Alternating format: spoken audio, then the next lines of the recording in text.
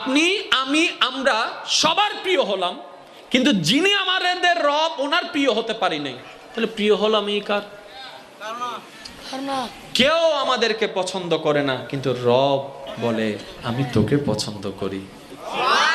তাহলে আপনি অপ্রিয় হলেন কার? অপ্রিয় হলেন কার? আপনি সবার প্রিয়, কিন্তু রবের প্রিয় হতে পারেন নাই, এই প্রিয়র দাম নাই। আপনি সবার অপ্রিয়, রব আপনাকে ভালোবাসে, এটাই আপনার সবচেয়ে বড় পাওয়া। এই রবকে খুশি করা আমি কি বলেছি সবচাইতে সহজ।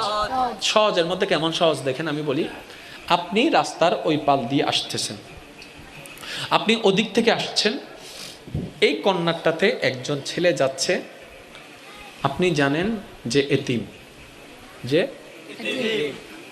যে কিংবা আপনার ঘরে কেউ আসছে যে এতিম, আপনি শুধু বেশি না কি